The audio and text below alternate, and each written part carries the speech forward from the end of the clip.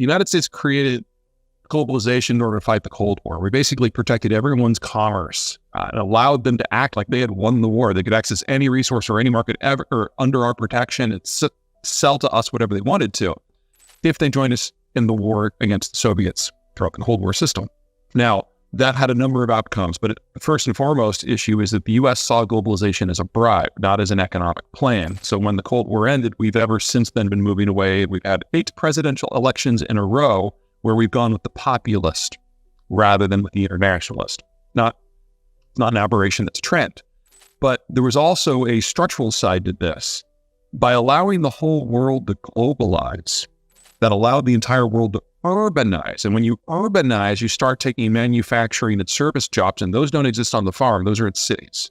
So people migrated off of the farms and into the cities where they lived in ever more cramped conditions, and kids went from being free labor on the farm to really expensive habits. And so you have fewer of them. You play that forward for 75 years, you don't run out of children. That happened over 40 years ago. You start running out of adults. And so we've always known that the 2020s were going to be the decade where most of the advanced world ages into obsolescence. We know this is the retirement of the baby boomers, but America's baby boomers had kids, the millennials. They exist and they're consuming today, and in 10 years they'll be investing and the system will go on. But in Germany, Italy, and Korea, there just aren't very many millennials at all, not enough to repopulate the population. So we are looking at a hard end date this decade for the economic model of the world anyway, even if the Americans decided to remain engaged, which they're really not. So we always knew this was going to happen this decade. I was personally hoping that it was going to happen in the second half of the decade. But between the Donald Trump administration, the transition to Biden, who's even more populist, COVID, China's wolf warrior diplomacy knocking up the leg from under any sort of cooperation, it's definitely getting forward loaded. And the Ukraine war now has been a hard stop.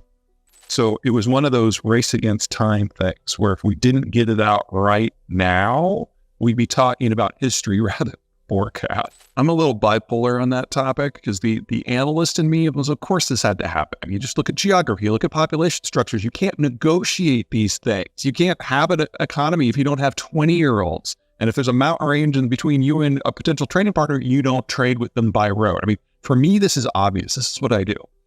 And the other half of me is, God, I hope I'm wrong. Like, I try to keep the analytical and the emotional as separate as I can, and they do not get along. And actually, I originally wanted it to be book 3 instead of book 4, but the publisher really wanted Disunited Nations first. So we went that way.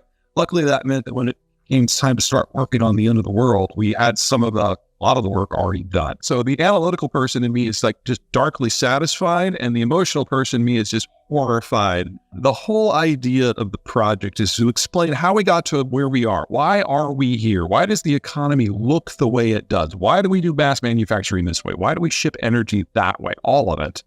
And then to execute a change in condition. Because you can't have mass manufacturers, you can't have global agriculture without an open system. That open system we know is globalization. That's what's in danger.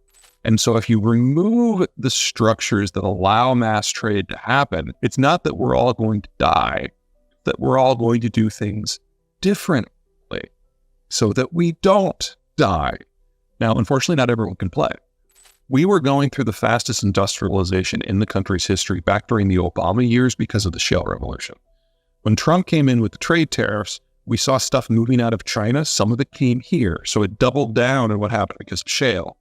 Then we had the pandemic and it interrupted all the supply lines and we had to kick it into high gear. Then Biden came in and only did away with one of Trump's sanctions, the one against Airbus, as part of a deal. And that convinced everybody that this idea of renationalize everything was bipartisan.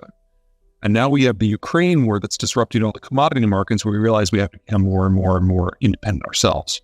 So the number of people and the number of sectors that have been affected by this, where it's changed the mindset, has continued to accelerate. And even Apple, the company that has doubled, tripled, quadrupled down on every aspect of China, finally in May is like, shit, we need to start looking at other places where we can build this stuff. And they are the last men to the party. So, we might get iPhone 14, we'll see, but there won't be another one until at least 2028. I'd say the soonest that they'd be able to get the institutional infrastructure up and running. When we really bring more onshore into North America, you try to bring most everything we do. If you're a North American manufacturer, or, even if you're a multinational, but you want to sell to the U.S. in the consumer market, do you make everything here versus what we specialized in before? And the short answer to all of that is yes. Instead of having a single global whole where everything is traded and everyone could specialize, we're going to be seeing that section broken up into dozens, maybe even hundreds of separate national or multinational systems that trade within themselves with limited connection to others. That's an end to global transport. That's an end to global agriculture and global manufacturing. But not all of those pieces are going to be the same. Just as it was before World War II, you had parts that had surplus energy, and so they went a certain direction with their industry. You had parts that had surplus agriculture, so they went a different way with population policy. You had places that didn't have agriculture. Their population stayed tiny, and they were probably going to be a colony if they had anything else that was useful. We're going back to an older rule set. But the North American system, that's 1/3 of the global total for consumption, and it's a net energy exporter, and it's a net food exporter, and it has the most advanced industrial plants in the world.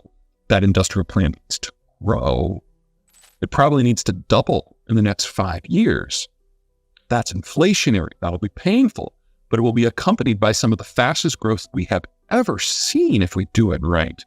So it's the end of the old system, but in change is massive opportunity if you're in the right spot. And we are. The Canadian demography is terminal. They're about to have their mass retirement. They don't have much of a replacement generation. In the United States, we have the millennials, but they're here. And the Zoomers all want to be coders. So, there's some hope there if you're in that space. Mexico has a population of about 130 million, of which 35 million are in northern Mexico, and there's already a very strong American-Mexican nexus there. Once you burn through all of the northern Mexican population, though, central Mexico is almost a different country from an economic point of view. That's going to be a harder carry at a higher cost. After that, the next logical add-in is Colombia. So you've got fairly substantial population at a lower price point and a lower skill level that is very comparable to where Mexico was in the 90s. So that's kind of going to be the new Mexico. And then if the Brits ever figure out Brexit, it will probably result in them de facto joining the NAFTA system themselves. So you're talking about 250,000 people in addition to what we have in the United States that are going to play. That's not a small group, and that's before you start considering Southeast Asia, which I'm pretty bullish on as well. You can see a Southeast Asia, Western Hemisphere, Anglosphere sort of economic grouping that comes out of this that from a security point of view makes a lot of sense. None of the countries in that group are